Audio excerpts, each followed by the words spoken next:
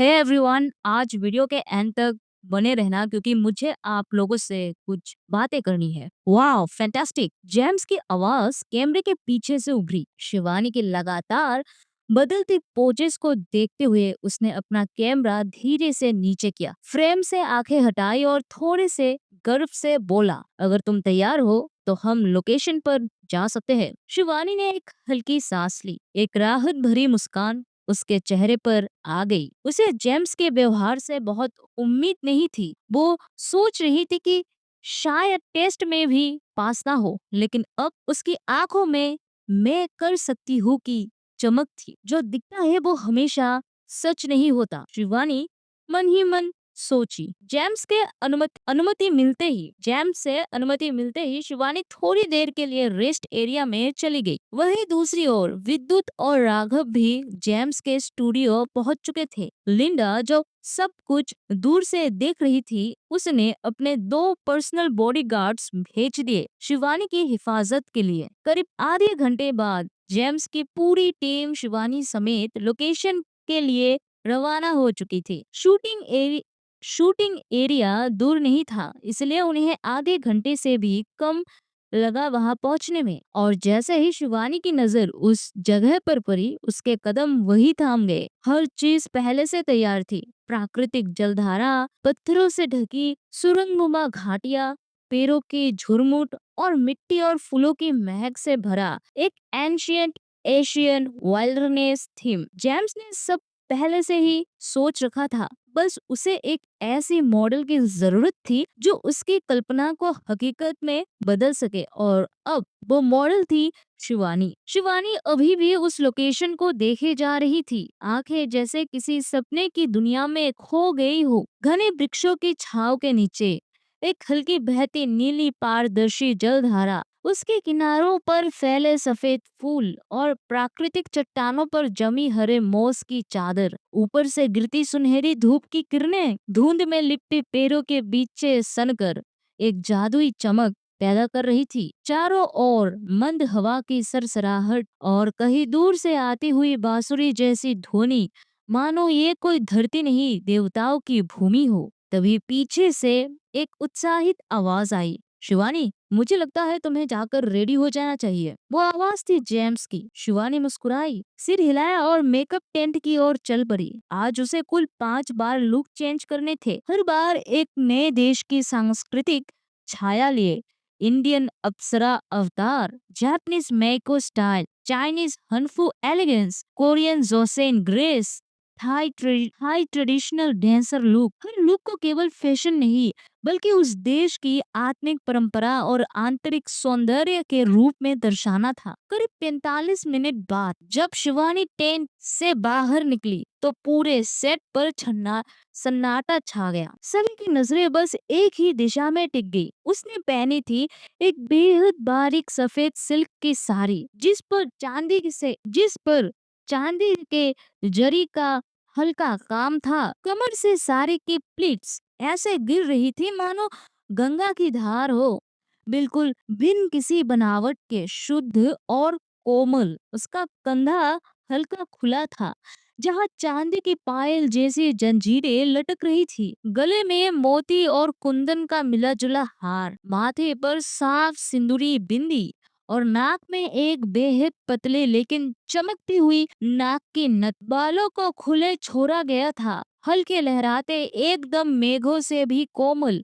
और चेहरा जैसे कोमल के पंखुड़ी पर चांदनी गिरी हो। जेम्स, जिसने अनगिनत मॉडल्स और सुपरस्टार्स को शूट किया था, उसने पहली बार कैमरे से पहले खुद को रोकना पड़ा। अनरियल, उसने बुदबुदाया। वही दूसरी ओर जब पूरा क्रू शिवानी को अप्सरा के रूप में तैयार होते हुए देख रहा था, राघव हल्के से पीछे खिसक गया। उसने अपनी जेब से मोबाइल फोन निकाला और खुद से मुस्कुराते हुए बुदबुदाया, जरा जल्दी से मैडम की 2-4 तस्वीरें खींच लूं, बॉस को दिखाऊंगा तो शाबाशी पक्की। फिर वो मोबाइल को चुपचाप उठाकर कई फोटो क्लिक करने लगा, कभी जूम करके, कभी साइड एंगल से, कभी कैंडिड स्टाइल में। लेकिन तभी तो ऐसे चुपके चुपके शिवानी की फोटो क्यों ले रहा है? विद्युत की आवाज एकदम पीछे से आई, धीमी मगर सदी हुई। राघव का चेहरा एक पल में उतर गया। उसने जल्दी से मोबाइल जेब में डाला और बहाना करते हुए बोला, वॉच मैडम बहुत अच्छी लग रही है, सोचा फोटो खींच लूं, बाद में दिखा दूंगा उन्हें बस। विद्युत ने कुछ सेकंड तक राघव को यूं देखा जैसे उसके अंदर की नीयत तक पर लेना चाहता हो। फिर एक हल्का सा हु कहकर बोला, अच्छा ऐसा क्या, और बिना कुछ और बोले वो मुड़ गया। उस दिशा में देखने लगा जहाँ जेम्स की टीम शूट के लिए आखिरी तैयारियों में जुटी थी। ओके शिवानी, अगर तुम तैयार हो तो हम अपना पहला शॉट लेंगे। जेम्स ने कैमरे के पीछे से आवाज लगाई और अपने हाथ को हल्के से ऊपर उठाया, सिग्नल दिया जैसे एक मैस्ट्रियो अपने परफॉर्मेंस शुरू करने वाला हो। शिवानी ने दूर से ही एक हल्का थम्स अप दिखाया और अपनी जगह की और हल्के कदमों से बढ़ चली। वो जगह जहाँ उसे खड़ा होना था एक रंग बिरंगे फूलों से भरा बाग था। हर तरफ सफेद, गुलाबी और नीले फूलों की नर्म चादर, जैसे धरती स्वर्ग की पोशाक पहन ली हो। इन फूलों के बीच उड़ती थी रंग बिरंगी तितलियां, जो ना सिर्फ वातावरण को जिंदा कर रही थी बल्कि शिवानी के आसपास एक जीवित आभा बना रही थी। उसके चेहरे पर एक भाव था, अद्भुतता का, विस्मय का, मानो वो अप्सरा अभी अभी स्वर्ग लोक से धरती पर आई हो और इस प्राकृतिक सौंदर्य को पहली बार देख रही हो। जेम्स के लेंस के सामने उसकी आंखें भरी होकर चमक उठती, जैसे वो हर फूल को पहली बार देख रही हो। उसका हाथ धीरे धीरे आगे बढ़ता, तितलियों को तितलियों की ओर, लेकिन उन्हें छू नहीं, बस महसूस करने के लिए। अब शिवानी धीरे धीरे पास के झरने की ओर बढ़ती। वहां एक पत्थर पर खड़ी होकर उसने अपनी साड़ी को हल्का सा समेटा और ऐसे पोज में गई जहां उसका एक हाथ ऊपर, दूसरा नीचे बहती जलधारा की ओर, मानो वो जल की देवी हो जो धरती को आशीर्वाद दे रही हो। जेम्स की लेंस हर फ्रेम में उसकी देह भाषा की कविता को पकड़ रही थी। हर क्लिक एक पेंटिंग बनती जा रही थी। अब शिवानी ने पहना हल्का गुलाबी किमोनो, कवर पर नीली ओबी बेल्ट, बालों में कंजी फूल, उसकी लाल धीमी और आंखों में वही सादगी जो सिर्फ उन औरतों में होती है जो बहुत कुछ सह चुकी होती है। लाल रेशमी ड्रेस, सोने की कढ़ाई और सिर पर छोटा सा मुकुट। शिवानी अब बस सुंदर नहीं लग रही थी, वो एक चाइनीज साम्राज्य बन चुकी थी जिसकी हर पलक में राज चलता है, हर मुस्कान में तलवार छिपी होती है। वही कोरियन हैंडबॉक पहनकर वो एक प्रकृति की पुजारिन सी लग रही थी। हरे गुलाबी कपड़ों में ढकी वो एक पैर के नीचे खड़ी थी, जैसे किसी का इंतजार हो या फिर कोई बीती हुई यादें। अब अंत में उसने पहना सोने से सजी थाई ड्रेस, हाथों में पारंपरिक कंगन और माथे पर चमकता मुकुट। उसने नजरें उठाई और कैमरे की तरफ देखा, नजरें सीधी बेखौफ रानी जैसी। Awesome, cool, very good, James ने फाइनल शॉट लेते हुए कहा। ये वही कुछ शब्द थे जो वो पूरे शॉट के दौरान बार बार दोहराता रहा था। जैसे ही उसने कैमरा अपने गले से नीचे उतारा, उसने एक गहरी सुकून भरी सांस ली। वही शिवानी झट से अपने बगल वाली कुर्सी पर बैठ गई और पानी की बोतल उठाकर एक लंबा घूंट लिया। पिछले 5 घंटों से वो लगातार कपड़े बदल रही थी, अलग अलग लुक्स में शूट कर रही थी और अब आखिरकार उसे कुछ पल की राहत मिल रही थी। शिवानी ने सिर पीछे टिका लिया था कि तभी जेम्स उसके पास आ गया। आज रात ठीक 12 बजे एग्जीबिशन शुरू होने वाला है और मैं चाहता हूँ कि तुम वहां आओ। जेम्स ने एक काले रंग का इनविटेशन कार्ड उसकी ओर बढ़ाते हुए कहा। कार्ड लेते हुए शिवानी ने मुस्कुराकर जवाब दिया, थैंक यू मुझे इनवाइट करने के लिए। जेम्स ने हल्की हंसी के साथ उल्टा कहा, थैंक यू तो मुझे कहना चाहिए। अगर आज तुम मेरे पास नहीं होती तो शायद मैं अपने फोटोज समय पर पूरा नहीं कर सकता। इतना कहकर वो शिवानी से आराम करने को कहता है और अपने टेंट की ओर बढ़ जाता है, और जहां अब वो फोटोज को धोकर फ्रेम करने वाला था। शिवानी ने एक पल के लिए अपने मोबाइल स्क्रीन की ओर देखा। दोपहर के ठीक 3 बज रहे थे। मुझे अब मेंशन के लिए निकलना चाहिए, कियारा मेरा इंतजार कर रही होगी। खुद से बड़बड़ाते हुए शिवानी उठती है और विद्युत व राघव की ओर बढ़ने लगती है। 2 घंटे बाद शिवानी वापस मेंशन लौट आई थी, लेकिन जैसे ही उसने अंदर कदम रखा उसे कुछ अजीब सा महसूस हुआ। पूरा मेंशन एकदम सन्नाटा, ना कोई आवाज ना कोई हलचल। इस खामोशी में डूबे माहौल में शिवानी को बेचैन कर दिया। बस सीधे लिविंग एरिया की ओर बढ़ी और पुकारा, क्यारा, क्यारा कहाँ हो तुम? लेकिन कोई जवाब नहीं आया। तभी उसकी नजर डाइनिंग एरिया की ओर गई। टेबल पर खाना रखा हुआ था, लेकिन वैसा का वैसा जैसे किसी ने उसे छुआ तक ना हो। शिवानी धीमी से बुदबुदाई, खाना भी ऐसा है, खाना भी ऐसे ही पड़ा है। कुछ अनकहा डर उसके जहन में दस्तक दे रहा था। वो सोचते हुए सीढ़ियों की ओर बढ़ी, शायद क्यारा कमरे में हो और सो रही हो। जैसे ही उसने अपनी हिल्स के साथ कदम रखा, टिक टिक टिक की आवाजें पूरे मेंशन की खामोशी को चीरती हुई गूंजने लगी। शिवानी धीरे धीरे ऊपर पहुंची और अपना कमरा खोला, पर कमरा खाली था। कोई नहीं था वहाँ। उसकी आंखों में उलझन थी। अरे, ये भी खाली, आखिर गई कहाँ क्यारा? वो दरवाजे के किनारे हाथ रखकर कुछ पल सोचने लगी। इस वक्त वो कहाँ हो सकती है? शायद लाइब्रेरी में। शिवानी ने खुद से बुदबुदाया और धीरे धीरे लाइब्रेरी की ओर बढ़ गई। जैसे ही वो दरवाजे के पास पहुंची, अंदर से क्यारा की हल्की आवाज सुनाई दी। टोन से लग रहा था कि वो किसी से बात कर रही हो, लेकिन क्या बात थी ये समझ पाना मुश्किल था। फिर भी ये सोचकर शिवानी को थोड़ी राहत मिली। ठीक है, कम से कम वो सेफ है। वो उसे डिस्टर्ब नहीं करना चाहती थी, इसलिए बिना अंदर जाके उल्टे पांव वहां से लौट गई और सीधे अपने कमरे में चली गई। लाइब्रेरी के अंदर कियारा सहदेव के साथ कुछ सीरियस और प्राइवेट डिस्कशन में थी। दोनों की बातें लो टोन में चल रही थी, कुछ ऐसा जो किसी और के लिए सुनना अलाउड नहीं था। करीब शाम के 6 बजे बातचीत खत्म हुई। सहदेव उठा और बोला, बॉस चाहे तो मैं आपको आपके रूम तक छोड़ देता हूँ। कियारा ने हल्की सी स्माइल दी।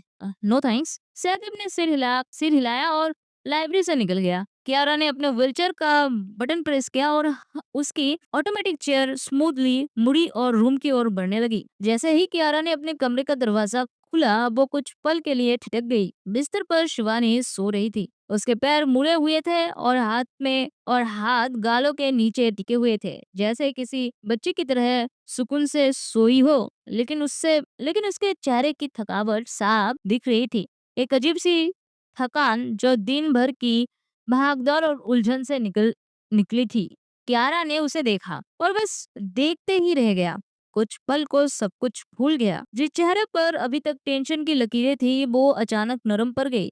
उसकी उंगलियां व्हीलचेयर की कंट्रोल पर थी, लेकिन उसका ध्यान अब सिर्फ अपनी बीवी पर था। धीरे धीरे वो व्हीलचेयर को आगे बढ़ाकर शिवानी के करीब आ गई और वहीं रुक गई। कुछ देर वो बस उसे निहारती रही, बिना कुछ कहे, बिना कोई हलचल के।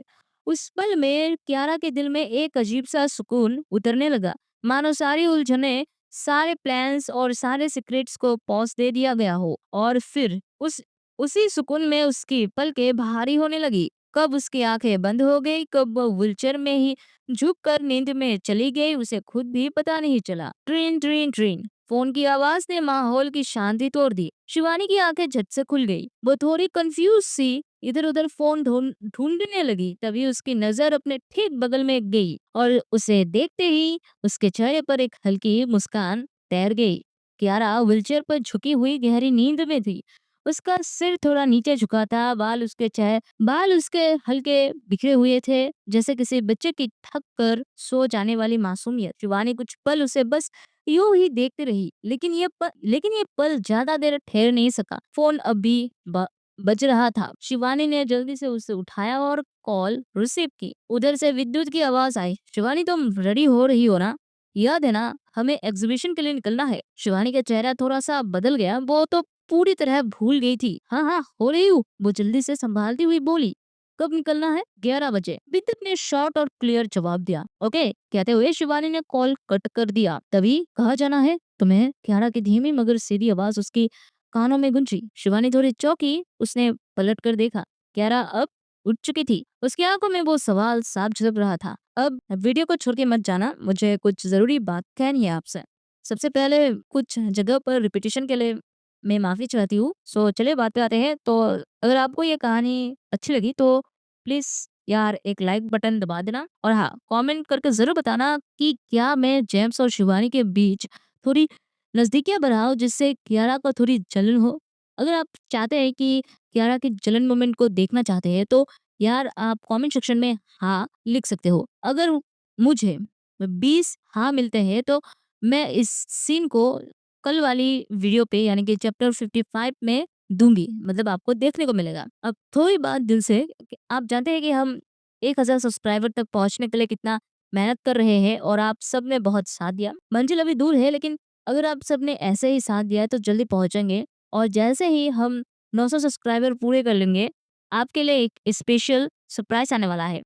तो अगर आप चाहते हैं कि वो आपको सरप्राइज मिले तो आप जल्दी से हमें सब्सक्राइब करके 900 सब्सक्राइबर तक पहुंचा दीजिए। तो जिसने अभी तक चैनल सब्सक्राइब नहीं किया कर लो, वरना सरप्राइज मिस हो जाएगा। और हाँ, कई लोगों को मेंबरशिप ज्वाइन बटन दिख नहीं रहा था। मेरी तरफ से तो सब सेट है, शायद आपकी साइड से कुछ टेक्निकल गड़बड़ हो। मैंने मेंबरशिप डिटेल्स एक पोस्ट में डाल दिया है, वहां जाकर देख सकते हो कि किस प्लान में क्या क्या मिलेगा। तो मिलते हैं अगली कहानी में, तब तक के लिए take care and keep listening.